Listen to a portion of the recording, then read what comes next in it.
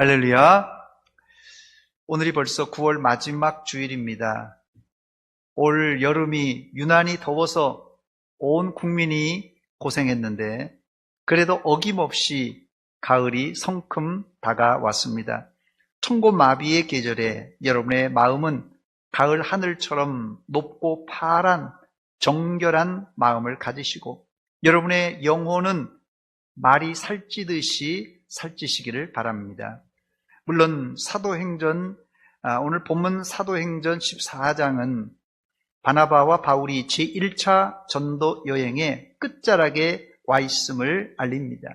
바나바와 바울은 안디옥 교회의 파송을 받고 제일 먼저 바나바의 고향인 구브로 섬을 선교하여 총독이 예수를 믿는 좋은 성과를 거두고 소아시아로 건너와 비시디아 안디옥을 거쳐 오늘 여기 이고니온에 도착했습니다. 첫 번째 이 바나바와 바울이 갔던 이고니온이란 도시는 어떤 도시입니까? 이고니온은 비시디아 안디옥에서 동쪽으로 약 160km 지점에 위치하는데요. 현재 이름은 코니아 혹은 꼬냐라고 불려집니다. 바나바와 바울이 활동하던 당시 이고니온은 루가오니아 지역에서 제일 큰 주도시입니다. 로마 시대의 고속도로인 세바스테라는 고속도로가 있는데요. 이 세바스테 고속도로가 관통하는 교통의 중심지가 이고니온이었어요. 또 이고니온은 해발 1000m가 넘는 고산지대지만 넓은 평원을 이루고 땅이 비옥해서 여러 과일과 곡물로 유명한 지역입니다. 오늘날 이 꼬냐는 2021년 기준으로 인구가 110만 명을 가진 터키에서 7번째로 큰 도시입니다. 이런 큰 도시였기에 2000년 전에도 흩어진 디아스포라 유대인들이 많이 거주했고 당연히 유대 회당도 존재했습니다. 두 번째, 바나바와 바울 사도는 늘 하던 대로 이고니온 회당에서 복음을 전했습니다. 본문 1절 말씀입니다. 이에 이고니온에서 두 사도가 함께 유대인의 회당에 들어가 말하니 유대와 헬라의 허다한 무리가 믿더라. 바나바와 바울은 이고니온 회당에서 복음을 전하여 허다한 무리가 믿는 좋은 결실을 보았습니다. 그러나 성경을 읽을 때 단편적인 부분만 읽으면 안 됩니다. 앞뒤 전후 상황을 살펴보아야 정확한 뜻을 알 수 있는데요. 본문 1절은 이해라고 시작합니다. 이해는 앞장과 연결해 보아야 이해할 수 있습니다. 바나바와 바울은 이고니온에 오기 직전에 비시디아 안디옥이라는 도시에서 복음에 좋은 반응을 일으켰습니다만은 유대인들이 쫓아내는 바람에, 선동해서 쫓아내는 바람에 쫓겨왔어요. 그것이 사도행전 13장 50절로 51절의 내용입니다. 이에 유대인들이 경건한 귀부인들과 그 신의 유력자들을 선동하여 바울과 바나바를 박해하게 하여 그 지역에서 쫓아내니 두 사람이 그들을 향하여 발에 티끌을 떨어버리고 이고니온으로 가거늘. 그래서 이고니온에 온 것입니다. 바나바와 바울 사도는 현재 제1차 전도 여행 중인데 사실은 가는 곳마다 박해를 받았습니다. 그러나 바나바와 바울 사도는 고난 가운데서도 꿋꿋이 복음을 전했습니다. 이 정도면 바나바와 바울도 지칠만 한데 이들은 쫓기면서도 사도행전 13장 52절에 보니까 기쁨과 성령이 충만했다고 했습니다.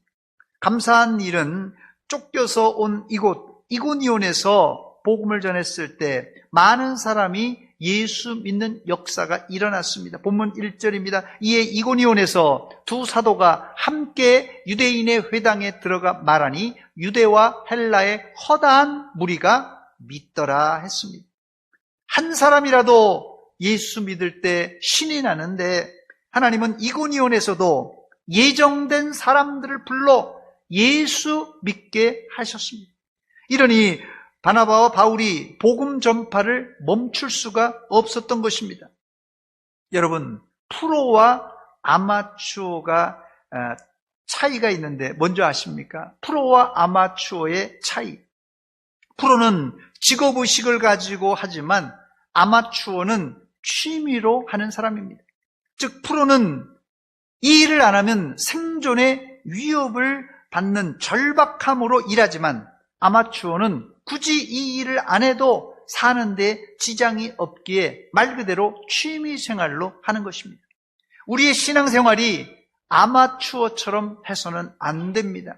우리 신앙은 프로 정신을 가지고 비가 오나 눈이 오나 변함없이 해야 합니다. 이런 차원에서 바나바와 바울은 프로 정신을 가지고 복음을 전했습니다. 디모데후서 4장 2절 말씀을 보니까 너는 말씀을 전파하라. 때를 얻든지 못 얻든지 항상 힘쓰라. 범사의 오래 참음과 가르침으로 경책하며 경계하며 권하라 했습니다. 이것이 바로 복음의 프로 의식입니다. 아마추어는 늘 환경을 탓하며 비가 와서 바람이 불어서 잔디가 안 좋아서 골을 못 넣었다고 하지만 세계적인 월드 클래스, 소위 월클들은 비가 오면 오는 대로, 눈이 오면 오는 대로 아무리 강한 수비가 버티고 서 있을지라도 그것을 뚫고 골을 넣는 사람입니다.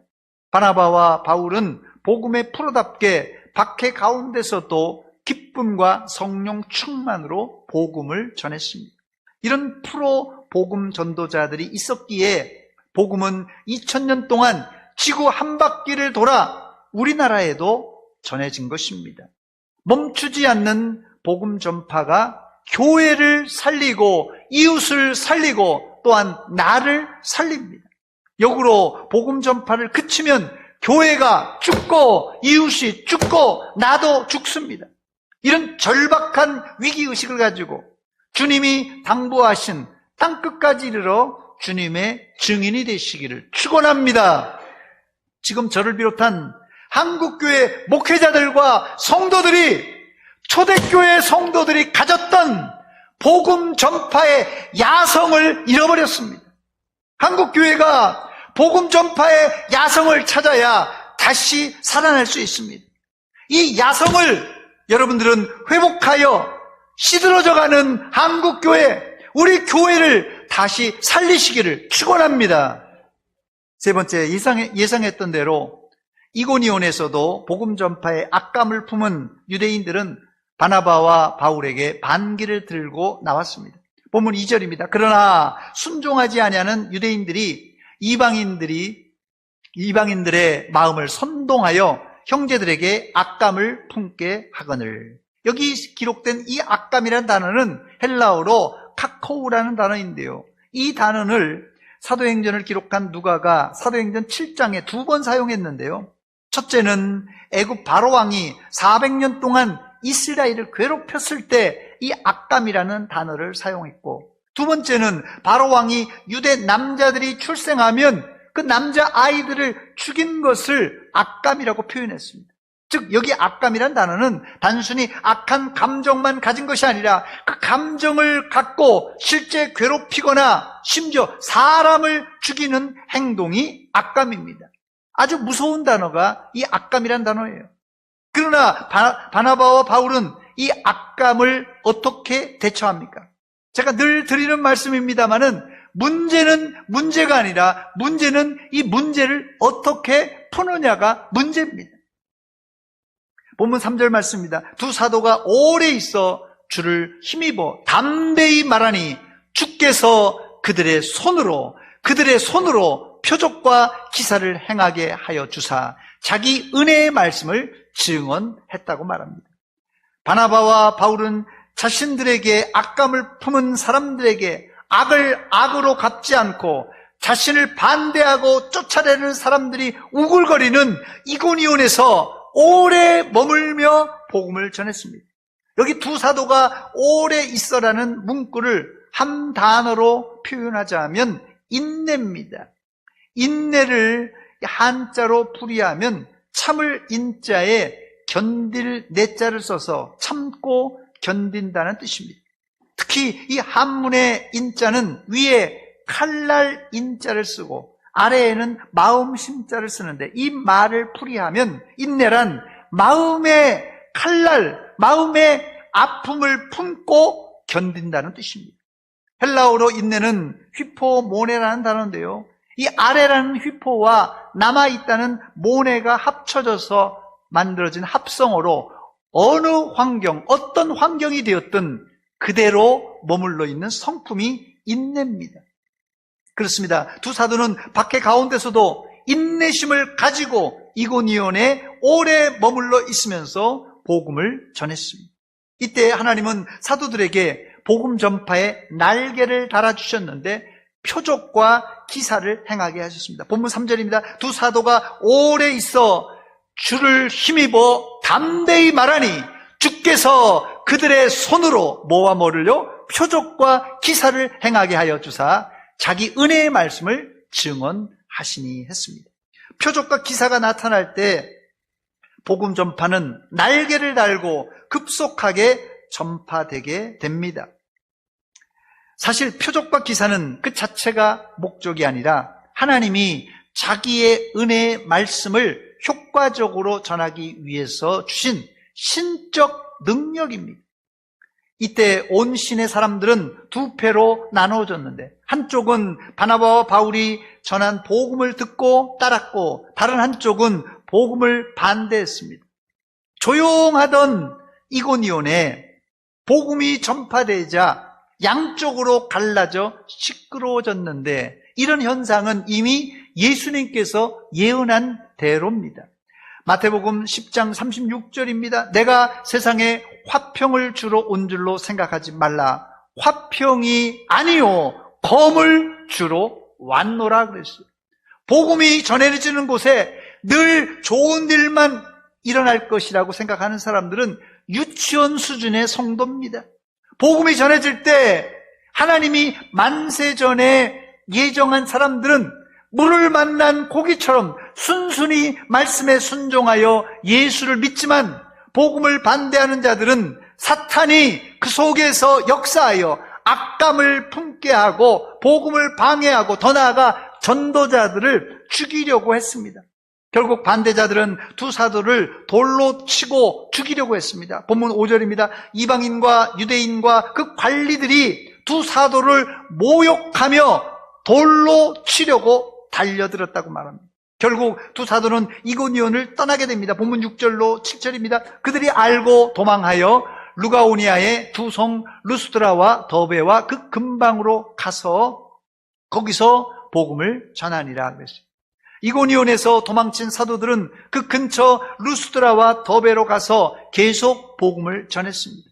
그렇습니다. 박해와 핍박이 이들의 복음 전파를 막을 순 없었습니다.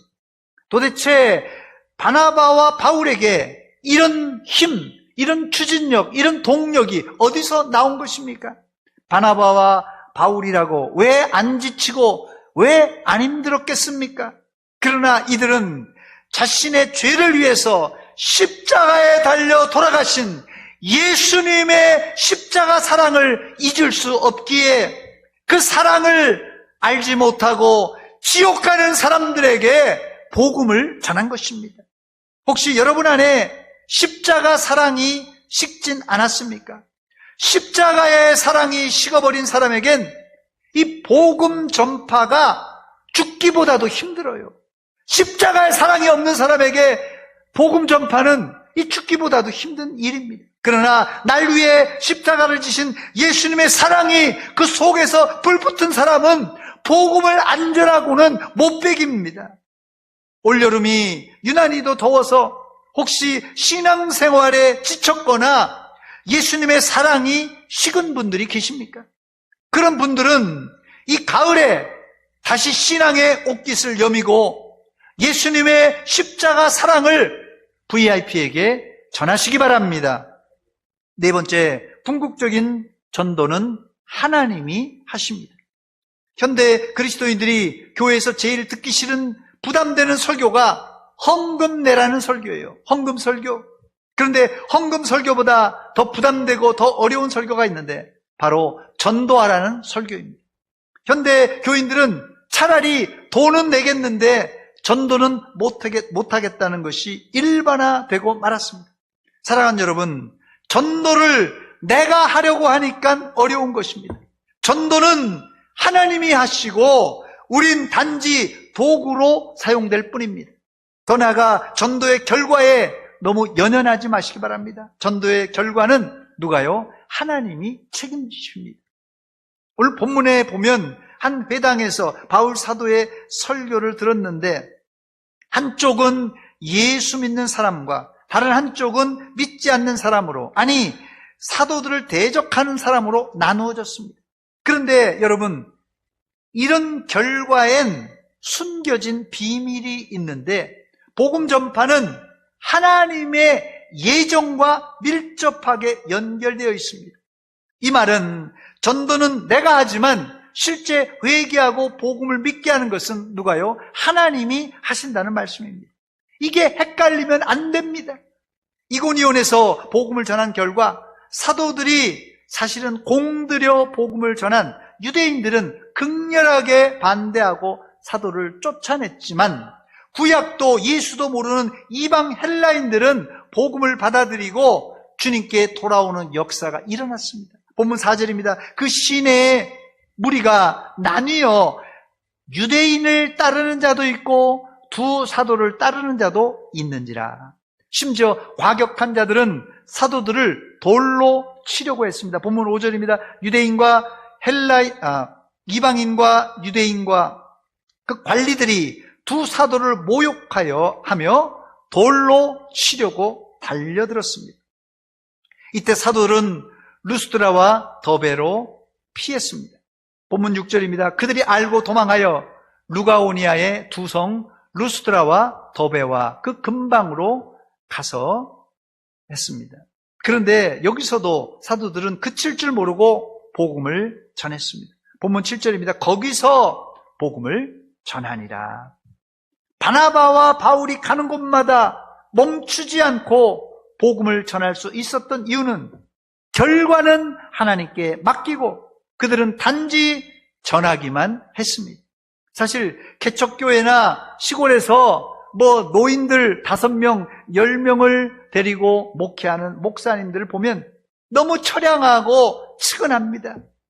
그러나 이것은 지극히 인간적인 시각이고 하나님이 보시기엔 그 목사님은 하나님이 맡기신 양무리를 목양하는 신실한 사명자입니다. 선교사님이 선교지에서 10년, 20년을 선교했지만 예수 믿는 사람들이 안 나올 때 그 선교사님의 능력이 부족한 게 아니라 이 사람들은 만세전에 하나님이 구원에서 제외된 조직신학적인 용어로는 유기된 사람입니다. 물론 우리가 예정과 유기를 함부로 단정할 수 없습니다. 그 이유는 십자가에 달린 한편 강도는 죽기 직전에 예수 믿고 낙원에 갔기 때문에 그렇습니다. 여기서 우리는 복음 전파를 멈출 수 없는 이유를 발견하게 되는데 평생 예수 안 믿다가 심지어 예수를 박해했다가 죽기 직전에 예수 믿을 사람이 있기 때문에 그렇습니다. 이런 사람은 평생 가족과 복음 전파자들을 애먹인 사람입니다. 그러나 역설적으로 이런 애를 먹어봐야 하나님 아버지의 마음을 우리가 어렴풋하게나마 이해할 수 있습니다. 자식이 시집장가 가서 자녀를 낳아봐야 부모의 마음을 알듯이 복음을 전해봐야 비로소 하나님 아버지의 마음을 우리가 이해할 수 있는 것입니다. 정리하면 전도에는 내가 할 일이 있고 주께서 하실 일이 있습니다. 우리는 단지 순종하여 복음을 전할 뿐입니다. 그러면 주께서 친히 주님의 손으로 표적과 기사를 베풀어 하나님의 사람들의 마음을 열어 예수 믿게 하신다는 사실입니다. 그렇습니다. 표적과 기사는 하나님이 복음을 전하는 사람들에게 주시는 은혜의 선물입니다. 사랑하는 여러분, 대학 과목 중에 필수 과목이 있고 선택 과목이 있습니다. 신앙생활에도 필수 과목과 선택 과목이 있는데 전도는 필수 과목입니다. 그 이유는 기독교는 단지 어려운 이웃에게 구제품을 나누어 주는 종교가 아니라 십자가의 사랑을 전하는 생명을 살리는 종교입니다.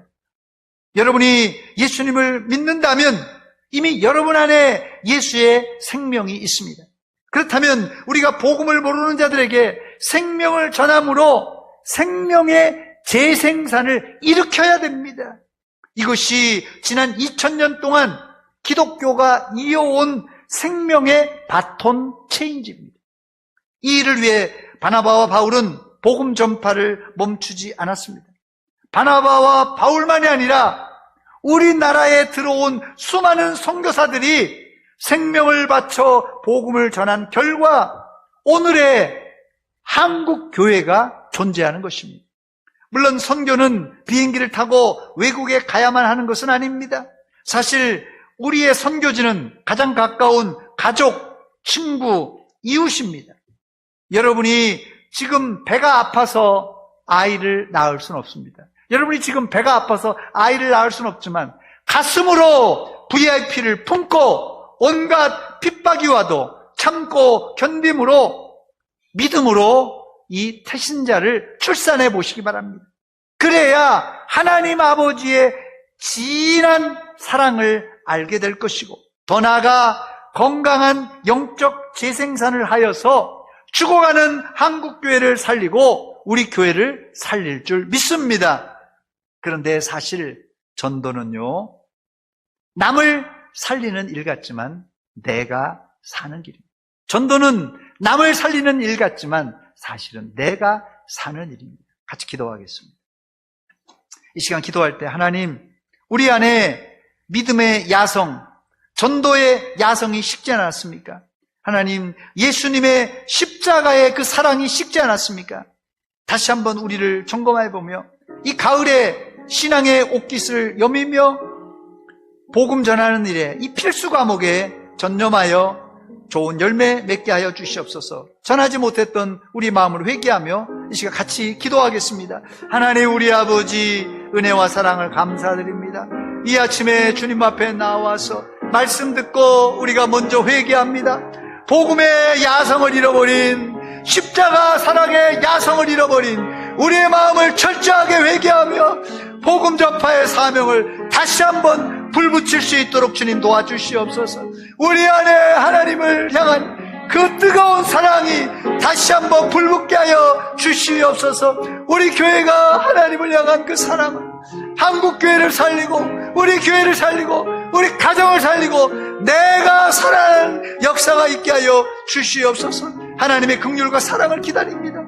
우리를 불쌍히 여겨 주시옵소서.